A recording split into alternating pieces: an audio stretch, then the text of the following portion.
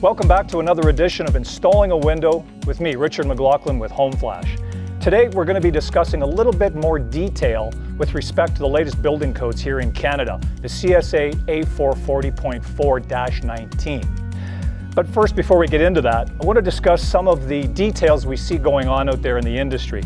Details including everything from various tapes, we see them all over, various membranes we see being used, but some of the critical details that are getting missed by a wide array of individuals are fundamentals to the CSA A440.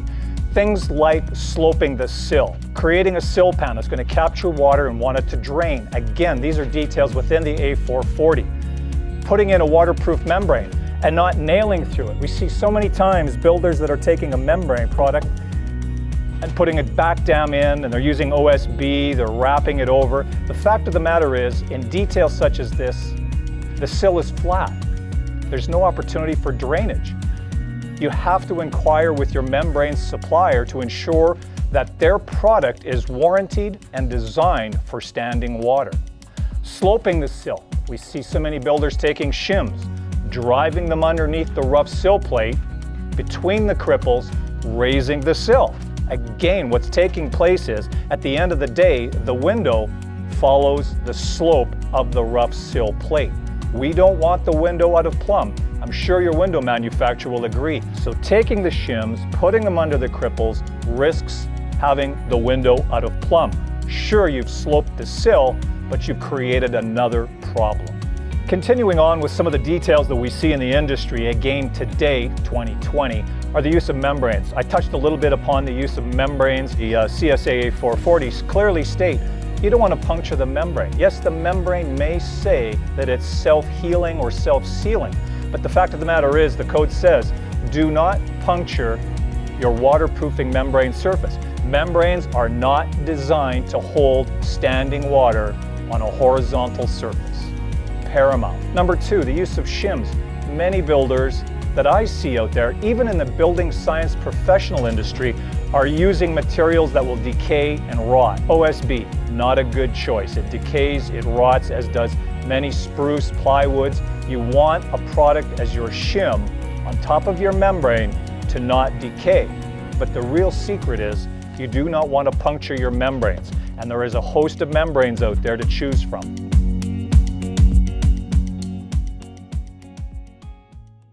Okay, we're going to begin with the installation of HomeFlash here. Our installer or technician has already cut a piece of HomeFlash that exceeds the width of the window by 6 inches on either side. So we tack it in very conservatively, ensuring that the foam component is facing inward.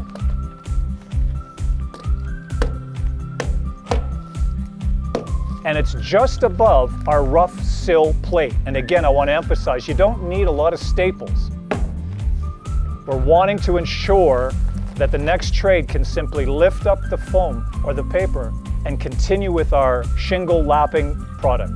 The next stage of our installation, using a sharp knife, we're going to cut down parallel with the cripple to our rough sill plate. Continuing that, we're going to go outward, removing only that corner gusset, again parallel with our rough sill plate,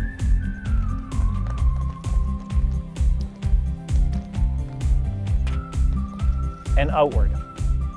Again, we're going to accomplish this at both ends of the rough opening. Once again, we're going to show that the foam is immediately above our rough sill plate. It folds snugly between our two cripples, lying flat. Okay, now we have the HomeFlash fastened, stapled. It fits snugly between our trimmer studs. Remember, of course, we've got a peel and stick release backing that we remove. Additionally, we have a peel and stick inner backing that we use to adhere down over our interior sill plate. This can be used alternatively as an attachment to your interior vapor barrier.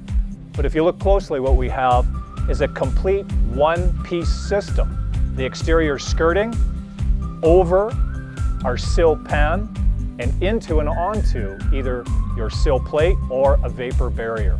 Now the installer removes the third piece of peel and stick removal silicone tape, revealing an adhesive strip on the top of the HomeFlash. Now that we have HomeFlash attached, the option is to use a peel and stick membrane that we support. As you can tell, the forgiveness of this particular product is extreme. So if your choice as a builder or architect is to use a membrane, we highly recommend the HomeFlash product. Continuing on with our installation, for those builders looking to utilize a liquid applied waterproofing solution rather than the peel and stick, the HomeFlash membrane is an excellent solution. Simply apply a generous amount, tool it up your cripple, down and over onto the HomeFlash, ensuring any moisture breaching the building paper is not going to penetrate below the HomeFlash. Continue out, over, and down the sloped, insulated surface that HomeFlash provides. Continuing on with our installation once again, wanted to bring forward just another specific detail that seems to be going on in the industry, and I'm talking about the use of wood shims. In this particular case, we have a piece of OSB that we see far too often being used with a fastener. This is quite often nailed or stapled right through the membrane. Why would we create a waterproofing surface to capture and drain water and then puncture it? But more importantly, the latest National Building Code under the CSAA 440 says, do not puncture the waterproof surface. We're going to continue on installing our shims, the HomeFlash shim, where we firmly press them on into the sealant under the jambs, and in locations where there is a self-adhering membrane, continuing to apply the shims firmly in accordance with your window manufacturer's specifications. Again, recapping, slope surface, waterproof, the shims are PVC, no fasteners through the waterproofing membrane. We have not sloped the rough sill plate, thus distorting plumb, level, and square, and now we're ready to install the window. One of the final details that we want to look at is the papering of the jambs of the window. In this case, our framer has kindly applied the paper to the RO. We pull it down now, apply it over the HomeFlash, stapling it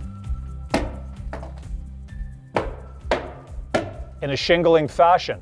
All the moisture now will come down our jambs, safely onto the HomeFlash, and drain safely out of the RO.